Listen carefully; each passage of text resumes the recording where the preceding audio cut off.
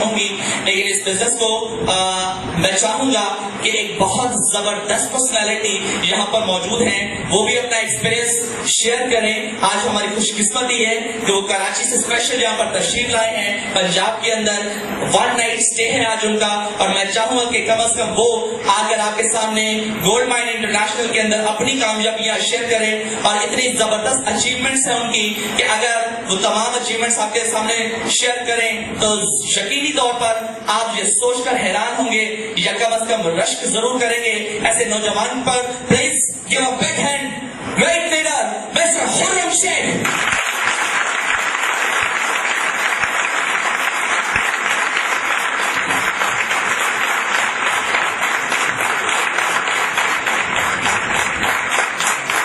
Thank you very much for giving me this respect, and first of all, welcome to all of you with the Islamic greetings. Assalamu alaikum. May peace, blessings and mercy of Almighty Allah be on all of you. میں بیٹھا تھا اور سلیم but کی presentation سن رہا تھا، جس devotion کے ساتھ، پیشن کے ساتھ، ڈٹرمنیشن کے ساتھ، محبت کے ساتھ انہوں نے اس پریزنٹیشن کو دیا ہے، انہوں نے صحیح حق ادا کر دیا اس پریزنٹیشن کو دینے کا، تو آپ کی تالیاں بتائیں گی کہ آپ کو ان کی پریزنٹیشن اور ان کا اسٹائل کیسا لگا۔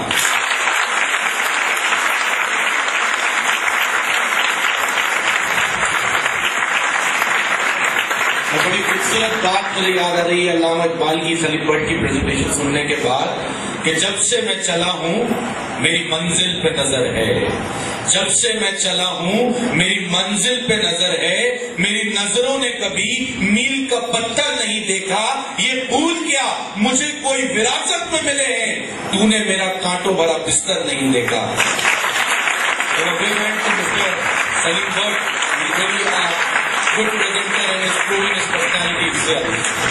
بات کر رہے ہیں گولڈ مائن انٹرنیشنل کی۔ آج سے 4 سال پہلے، اب بھی مجھے یاد ہے، کچھ چیزیں انسان بھولتا نہیں ہے، اسی طرح میں 2007 کا سال نہیں بھولتا کہ 2007 میں اپنے گھر پہ بیٹھا ہوں، اپنی مالی حالات کی پریشانی کے بارے میں سوچ رہا ہوں کہ 12,000 روپے کمانے والا ایک شخص کس طرح اپنی بہنوں کی شادیاں کرے گا، کس طرح اپنی شادی کرے گا، کس طرح اپنے ماں باپ کو حج کرائے گا، کس طرح ان کی زندگی میں ان کے لیے ایک خوبصورت گھر بنا پائے گا، کس طرح وہ ٹیکسیوں سے نجات، رکشاؤں سے نجات دلائے گا اپنے ماں باپ کو، اپنے بوڑھے باپ کو بسوں سے نجات دلائے گا اور ایک لگژریس کار لے کے دے گا۔ 2007 میں بیٹھا یہ تمام باتیں سوچ رہا تھا کہ میرے بہترین دوست عامر کی کال مجھے آئی اور اس نے مجھے فون کر کے کہا کہ خرم ایک بہت زبردست بزنس پتہ چلا ہے، میں نے تو شروع کر دیا ہے، مجھے لگتا ہے کہ تم اس کو 100% بہت اچھے سے کر سکتے ہو، اس میں تم بہت کامیاب ہو سکتے ہو۔ میں نے کہا یار مجھے وہ بزنس سمجھاؤ جلدی سے۔ اس نے کہا فون پہ نہیں آ سکتا، ملنا پڑے گا، رات 9 بجے میرے گھر پہ آ جاؤ۔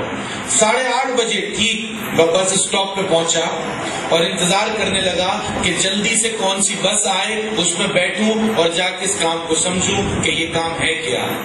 میں بس میں سوار ہوا، عامر کے گھر پہ پہنچا، وہاں پہنچ کے میں نے پریزنٹیشن لی، آدھی بات سمجھ آئی، آدھی بات سمجھ میں نہیں آئی، کیونکہ پہلی بار اس پریزنٹیشن کو سنا تھا، پہلی بار اس کام کو دیکھا تھا، لیکن اس کام کو سننے کے بعد مجھے یہ اندازہ ضرور ہو گیا کہ یہ وہ واحد کام ہے جس سے میں اپنے حالات بدل سکتا ہوں، اپنے ڈریمز کو پورا کر سکتا ہوں، کیونکہ $70 کوئی بڑا اماؤنٹ نہیں ہے، اس کو دے کے میں لاکھوں کروڑوں کما سکتا ہوں، ایبلٹی میرے اندر موجود ہے، کانٹیکٹس میرے پاس 2 سے 3 موجود ہیں۔ یہ تمام باتیں سننے کے بعد میں نے اس سے کمٹمنٹ کر لیا کہ کل میں پیمنٹ لے کے آ رہا ہوں اور کل تم میری جوائننگ کر دو اس کمپنی کے اندر۔ وہ بھی بہت موٹیویٹ ہوا، میں گھر واپس آ گیا، رات کو سونے کے لیے لیٹا تو بات وہی ہے کہ جب انسان کوئی اچھا کام کرنے جا رہا ہوتا ہے تو سب سے پہلے شیطان آ کے اس کو بھڑکا دیتا ہے۔ تو میرے ساتھ بھی کچھ ایسا ہی ہوا کہ میں ایک اچھا کام کرنے کا ارادہ کر چکا تھا تو شیطان نے مجھے بھڑکانا شروع کیا، اور سب سے پہلے میرے ذہن میں جو نیگیٹو خیال آیا وہ یہ آیا کہ کہیں یہ 6,000 روپے نہ ڈوب جائیں۔ آپ میں سے بھی میرے خیال سے اب تک کئی لوگوں کو شیطان بھڑکا چکا ہوگا، ایسی بات ہے۔ ذہن میں یہ نیگیٹو خیال آیا کہ کہیں 6,000 روپے نہ ڈوب جائیں.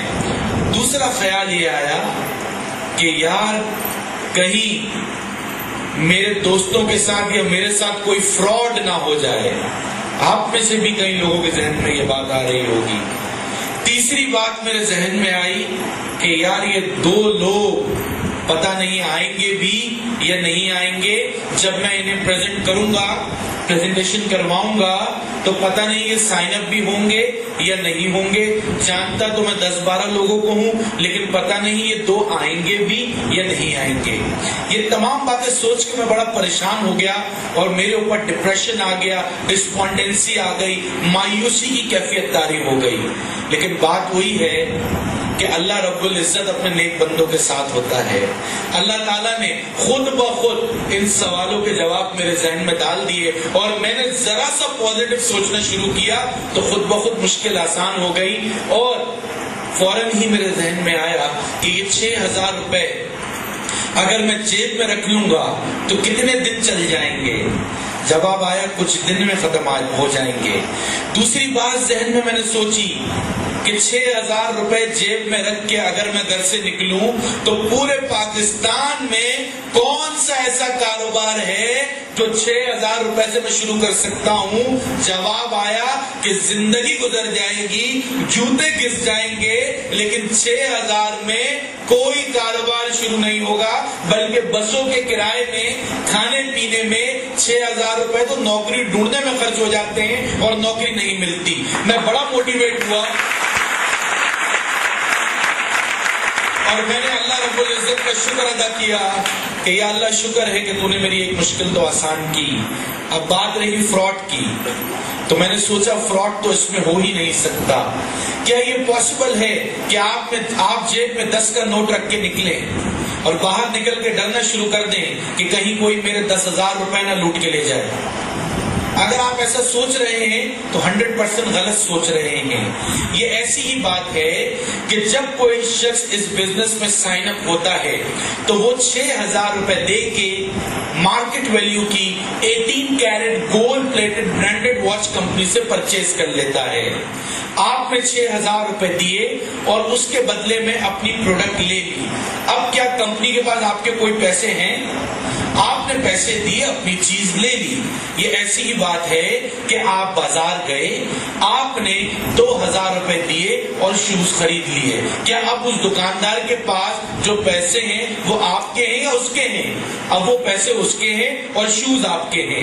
اسی طرح 6,000 روپے جو آپ دیتے ہیں اس کے بدلے نہ صرف آپ کو بلکہ آپ کے ساتھ آنے والے تمام لوگوں کو 18 carat gold plated branded watch company دے دیتی ہے. اس کا مطلب یہ ہوا کہ جب ہمارا کوئی پیسہ کمپنی کے پاس رہا ہی نہیں تو کیا کوئی پیسہ کمپنی لے کے بھاگ سکتی ہے؟ ہرگز بھی نہیں بھاگ سکتی.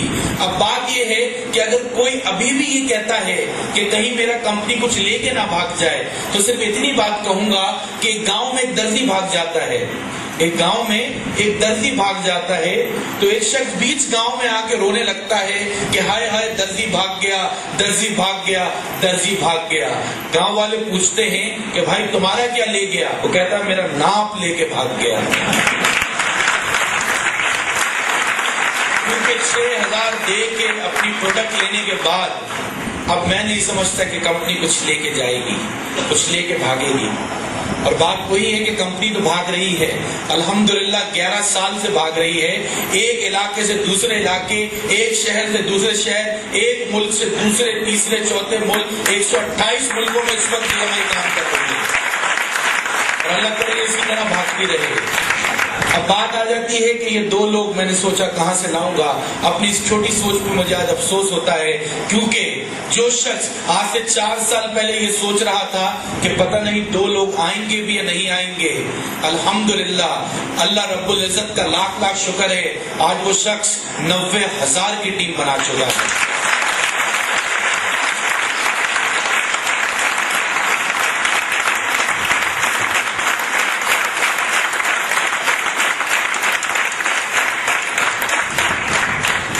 بات یہی آ جاتی ہے کہ لوگ سوال کرتے ہیں کہ خرم شیخ you have been in GMI for 4 years, what have you got?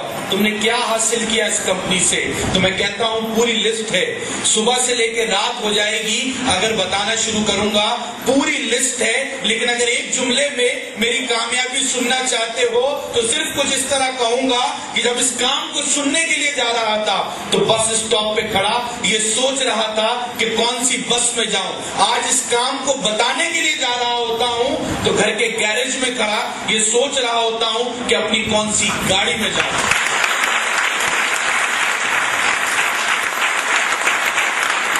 الحمدللہ ان 4 سالوں میں میری بہنیں باعزت طریقے سے اپنے گھر کی ہو گئی. میری اپنی شادی اسی بزنس سے میں نے کی. میں نے اپنے ماں باپ کو ایک لگژریس گھر بنا کے دیا ہے. نئے ماڈل کی گاڑی نہیں، گاڑیاں میرے پاس موجود ہیں. اور ان 4 سالوں میں میں نے وہ سب کچھ کر کے دکھایا جو لوگ 40 سال میں نہیں کر پاتے. تو میں شکر ادا کرتا ہوں اس پروردگار کا. اور ایک خوبصورت شعر کے ساتھ میں چاہوں گا کہ اپنی سپیچ کو اینڈ کی طرف بڑھاؤں کہ ایک خوبصورت شعر جو ہمیشہ میں اپنے اینڈ میں کہتا ہوں. علامہ اقبال کہتے ہیں کہ شمع بجھ کے پھر جل سکتی ہے، شمع بجھ کے پھر جل سکتی ہے، کشتی طوفان سے نکل سکتی ہے.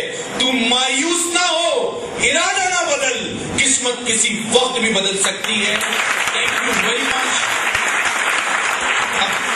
زندگی آپ کے ہاتھ میں، آپ کی کامیابی آپ کے ہاتھ میں. اب یہ ڈپینڈ کرتا ہے کہ آپ میں سے کتنے لوگ اپنے حالات بدلنا چاہتے ہیں.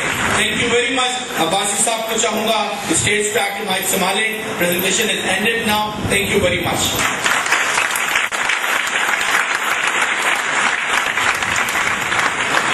Heart of GMI، heart of gold mine international in Pakistan کی اسپیچ آپ کو کیسی لگی؟ یہ ایک دفعہ پھر میری درخواست پر آپ کی خطہ پٹوار کے باسی اپنے اس مہمان کو جو کراچی سے اتنی گوناگون مصروفیات سے وقت نکال کر یہاں آئے ہیں ان کو کس طرح ویلکم کر رہے ہیں. میں آپ کی کلیپنگ اور چاہوں گا کہ آپ بھرپور کلیپنگ کریں ان کے لیے. میری درخواست پر میں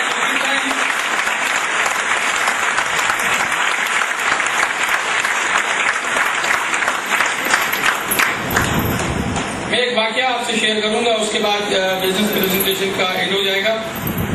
واقعہ یہ تھا کہ ایک بزرگ سے ایک شخص گیا اور اس نے ان سے پوچھا کہ حضرت مجھے کچھ مالی پریشانی ہے، میرے پاس ایک گھوڑا ہے اور زرہ ہے اور تلوار ہے اور مجھے اس کو بیچنا ہے تو میں کون سی چیز بیچوں؟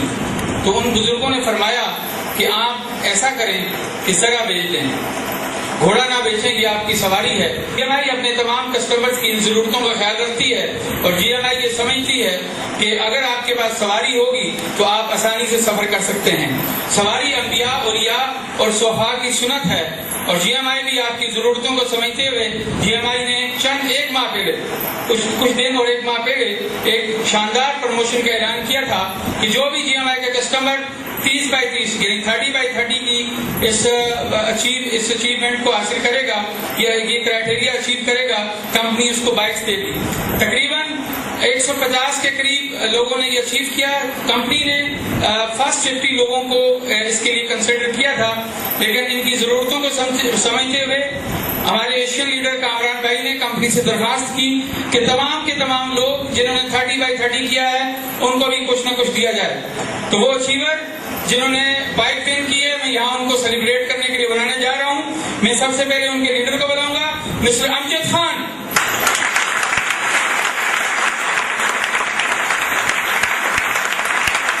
مسٹر عابد مشال صاحب تشریف لائیں اور مسٹر عابد مشال صاحب کی تقریباً